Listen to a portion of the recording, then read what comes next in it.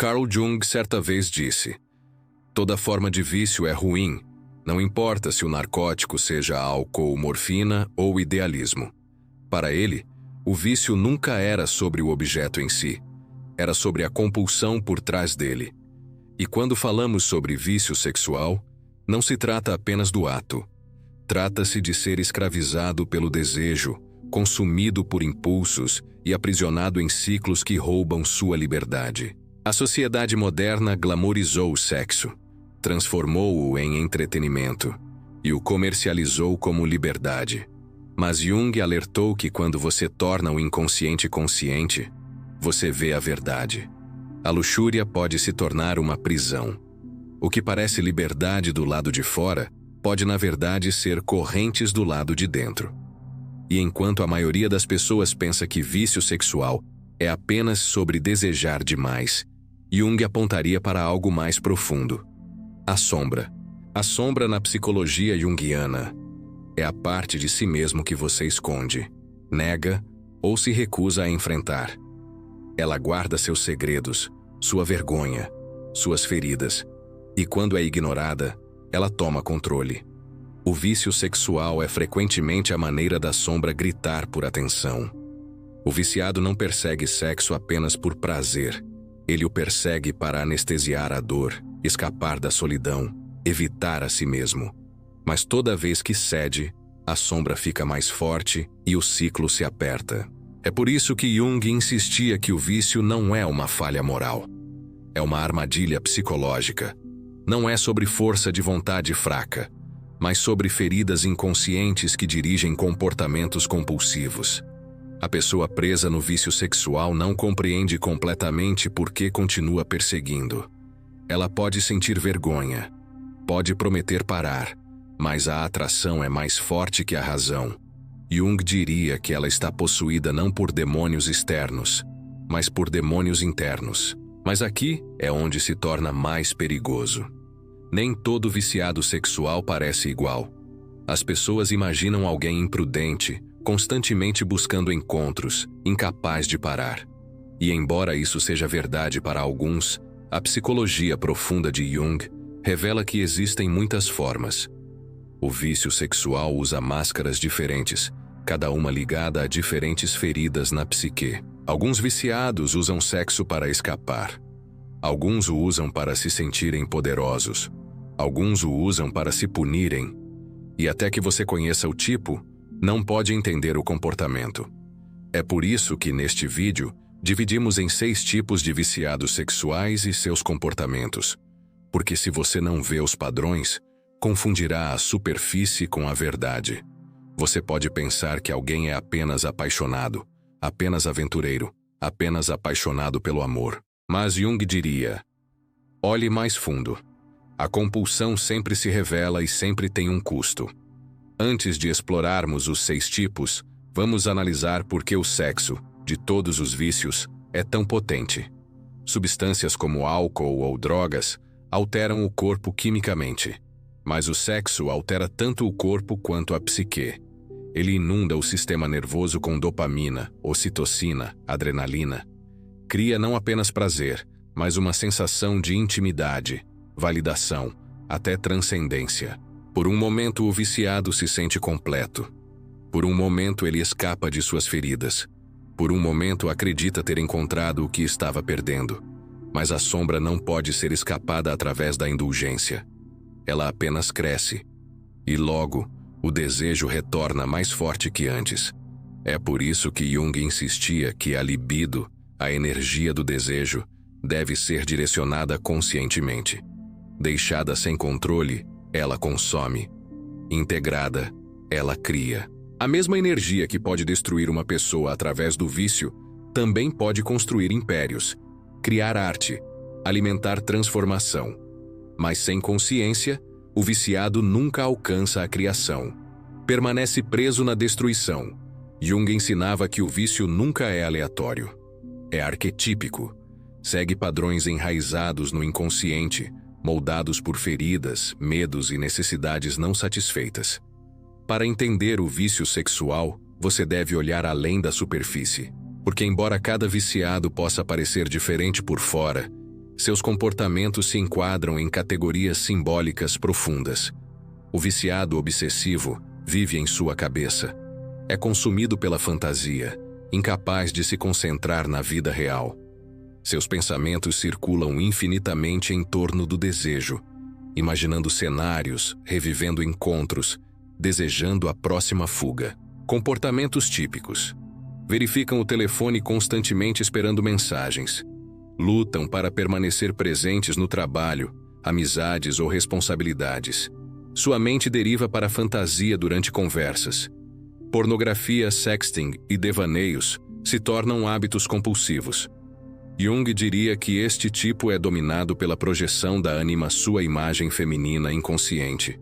Eles perseguem não conexão real, mas sua própria fantasia do que o sexo deveria parecer. O perigo.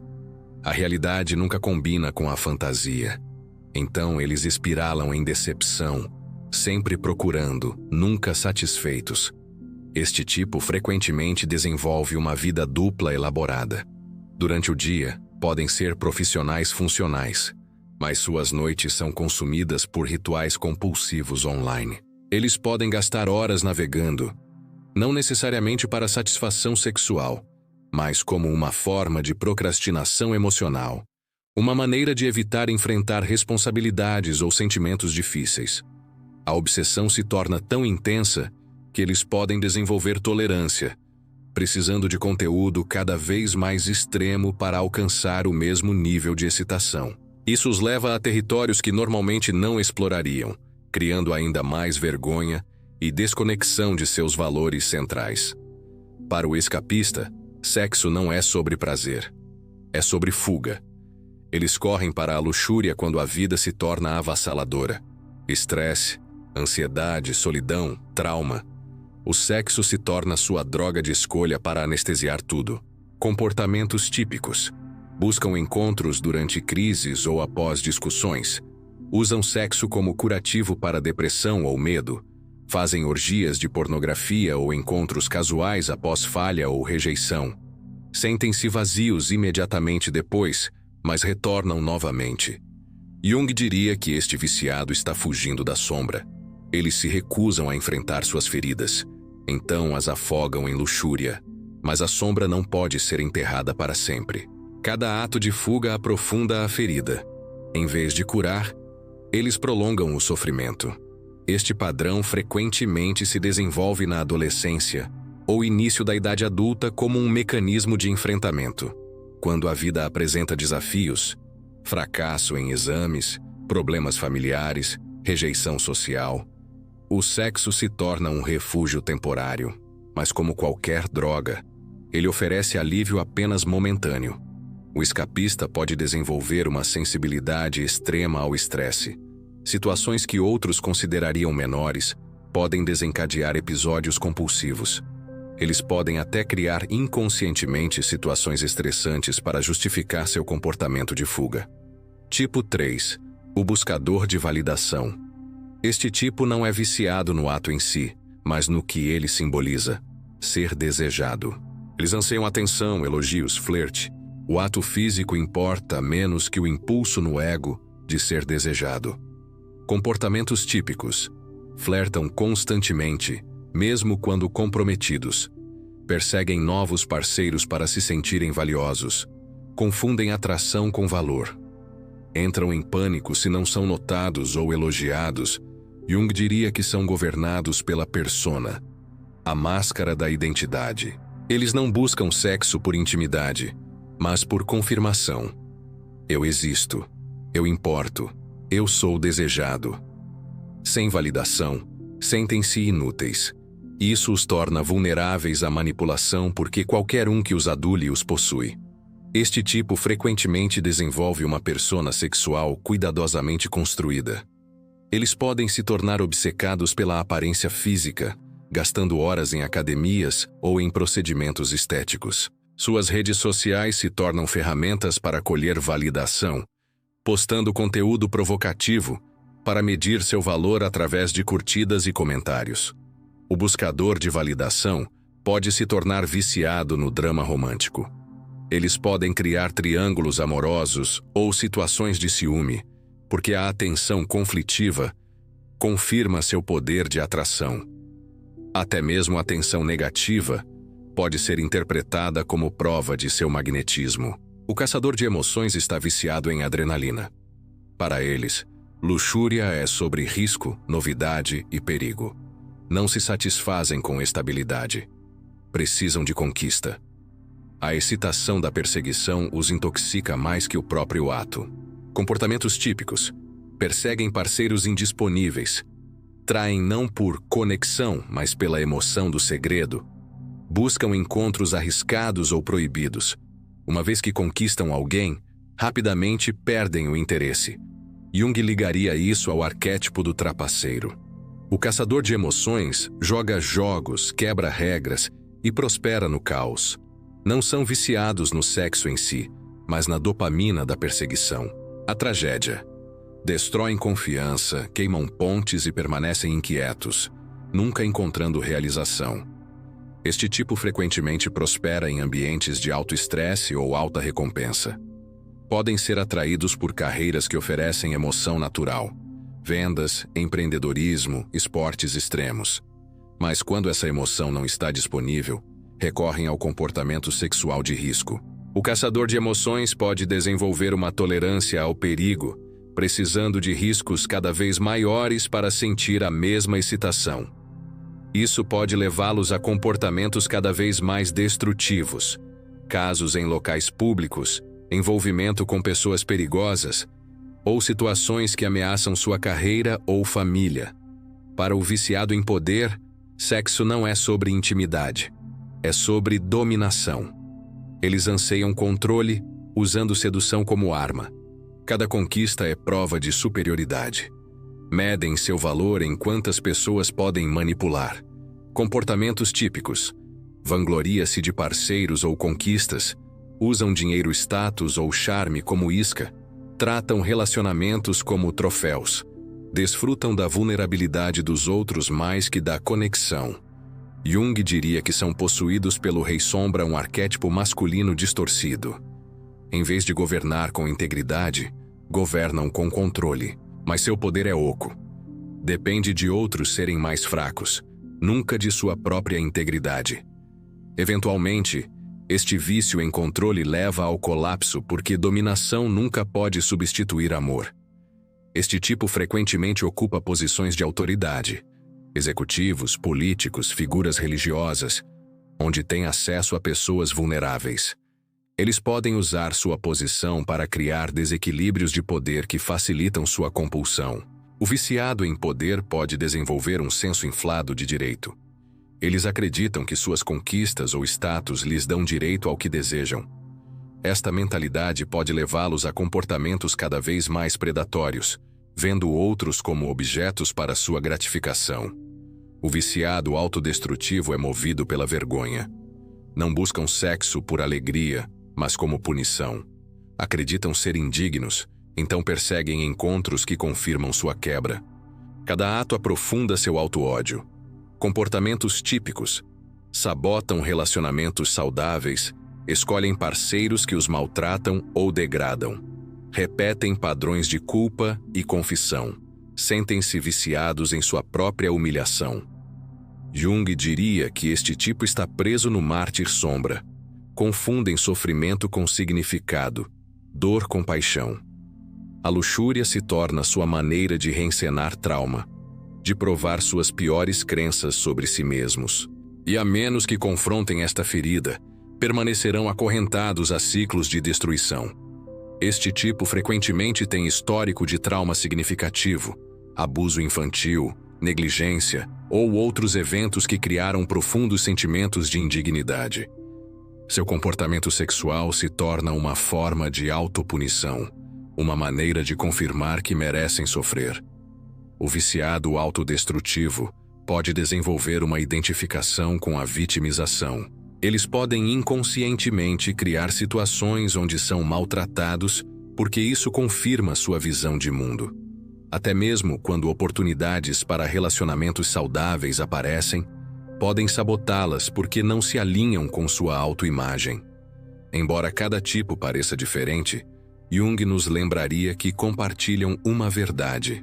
Todos são inconscientes. Cada um é controlado por forças ocultas. Cada um é escravizado pela sombra, e cada um acredita ser livre quando na realidade não é. O viciado obsessivo acredita que fantasia é liberdade. O viciado escapista acredita que distração é alívio. O buscador de validação acredita que desejo é valor.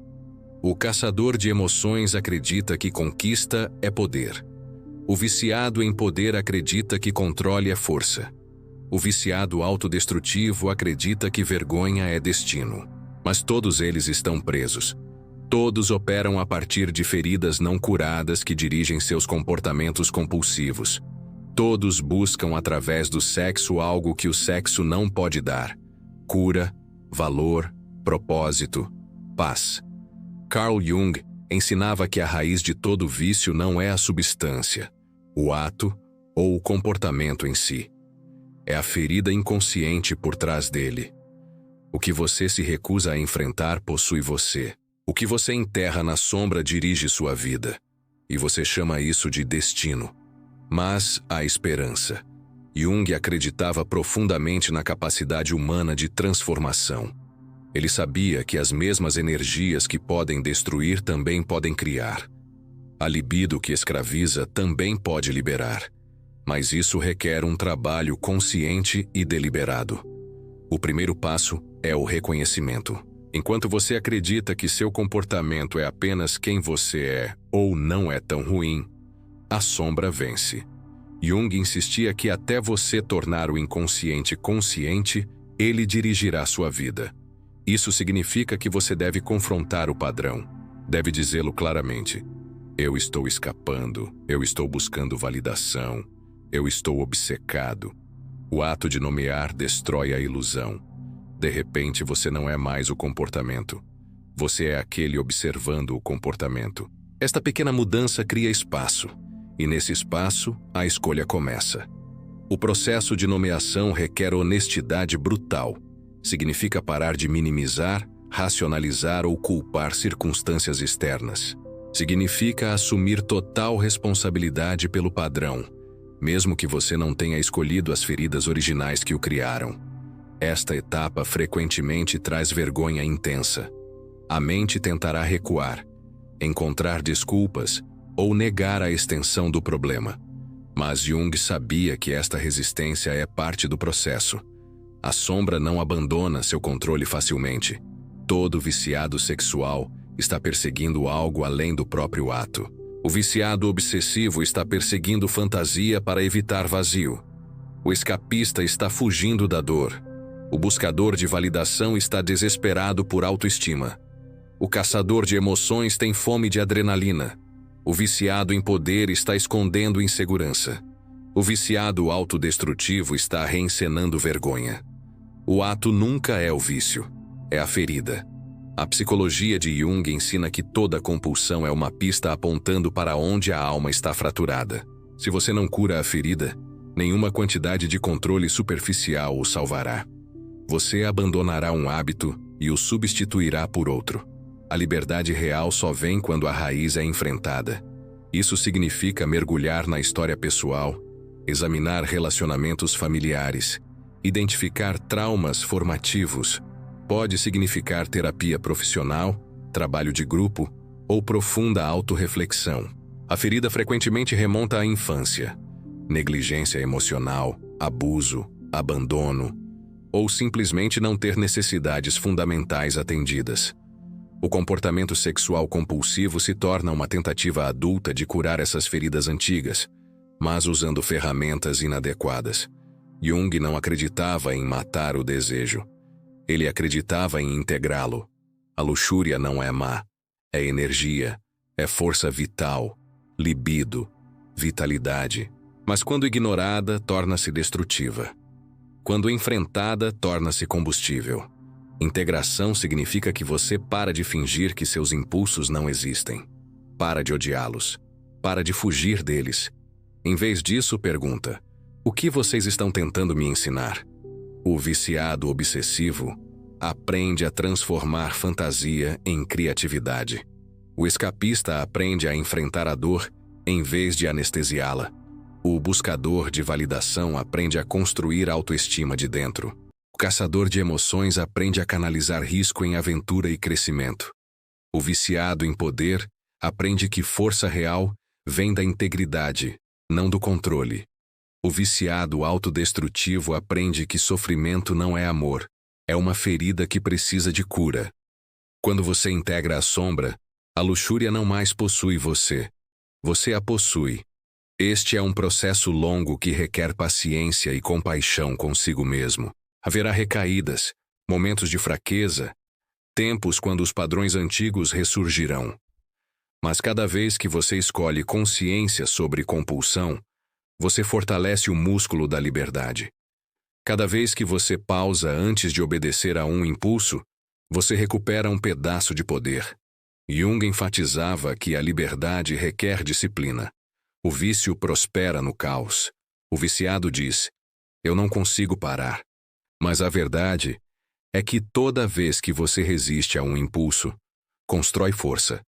Toda vez que pausa antes de obedecer, recupera um pedaço de poder. É por isso que tradições espirituais ao longo da história ensinaram contenção. Não para punir o desejo, mas para transformá-lo. A energia antes desperdiçada em atos compulsivos fica disponível para criação, ambição, intimidade e propósito. Jung via a libido como a própria energia vital. Quando escravizada, ela destrói. Quando dominada, ela constrói. Esta disciplina não é repressão brutal, mas redirecionamento consciente.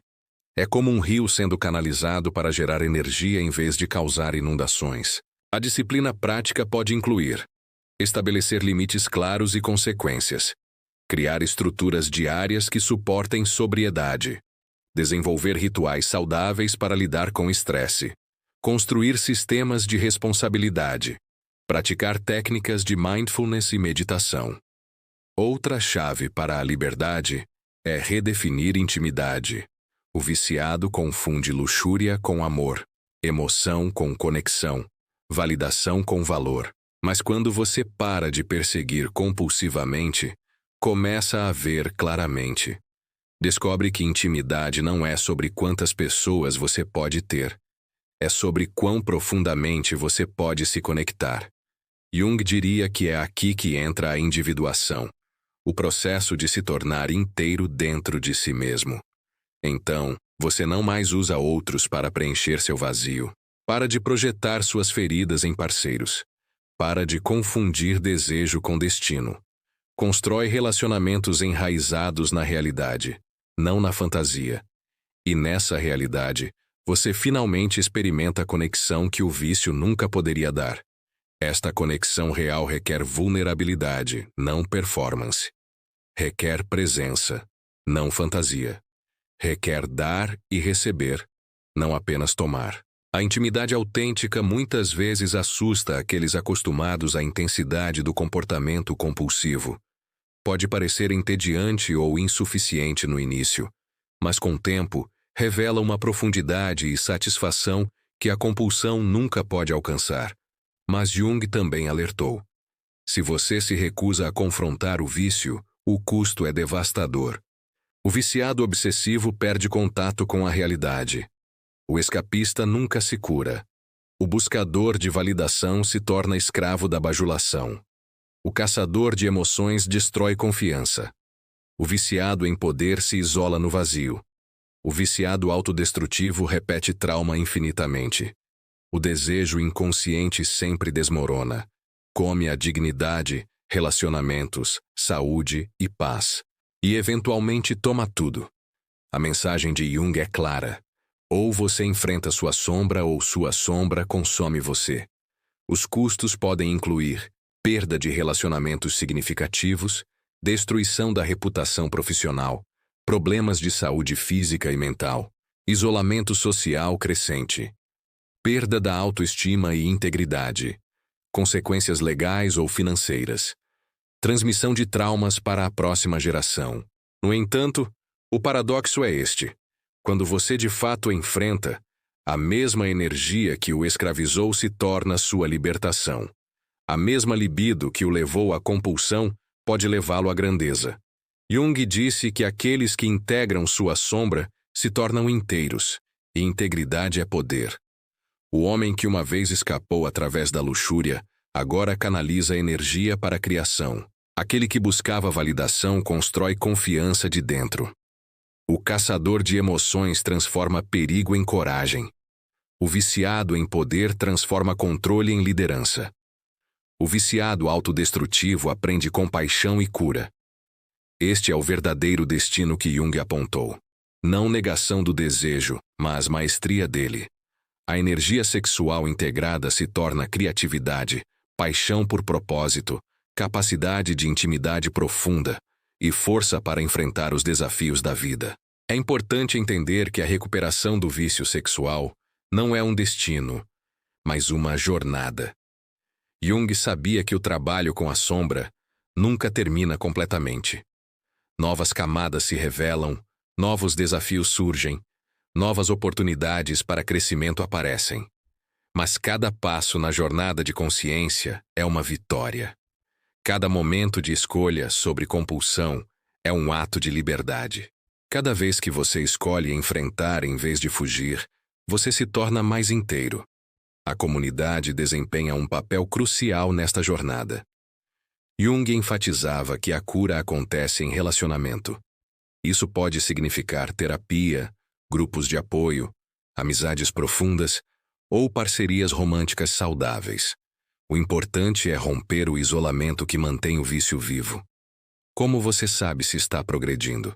Jung sugeriria observar consciência crescente de seus padrões e gatilhos, capacidade aumentada de pausar entre impulso e ação, redução da vergonha e aumento da autocompaixão, melhoria na qualidade dos relacionamentos, maior alinhamento entre valores e comportamentos, energia aumentada para propósitos criativos e significativos, redução da necessidade de validação externa, crescente capacidade de intimidade emocional, desenvolvimento de mecanismos saudáveis de enfrentamento, senso expandido de propósito e significado na vida. Jung acreditava que a jornada de individuação tinha uma dimensão espiritual.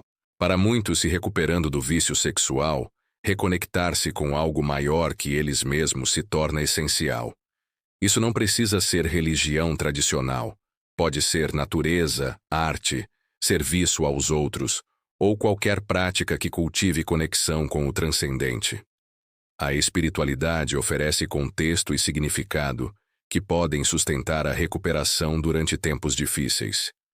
Fornece um senso de propósito maior e uma comunidade de apoio. Muitas tradições espirituais também oferecem práticas desenvolvidas ao longo de séculos para trabalhar com desejo e compulsão. Jung sabia que o caminho para a liberdade raramente é linear. Recaídas são comuns e podem ser oportunidades para aprendizado mais profundo.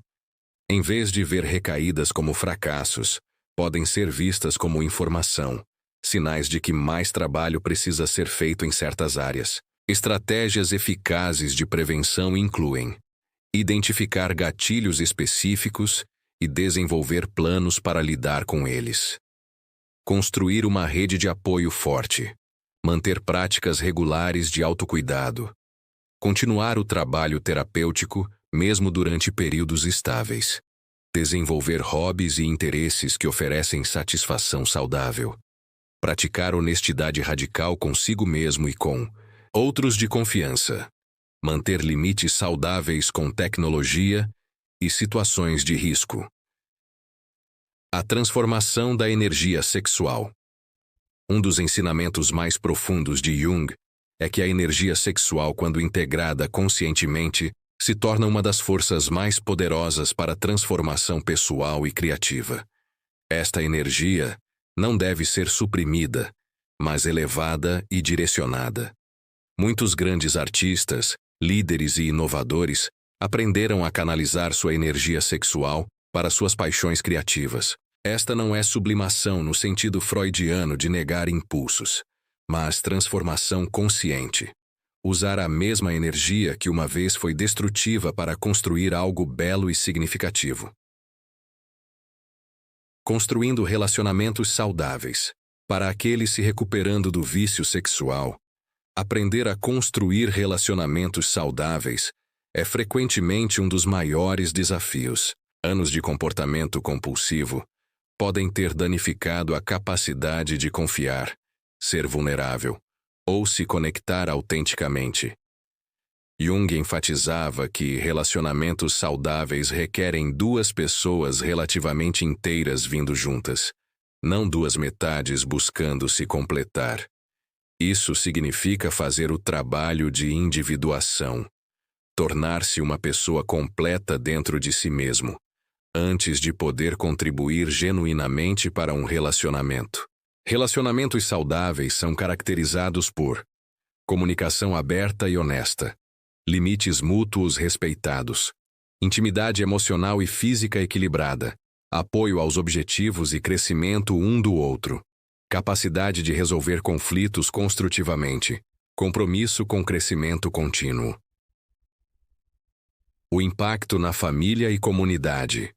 O vício sexual não afeta apenas o indivíduo, ripple, através de famílias e comunidades.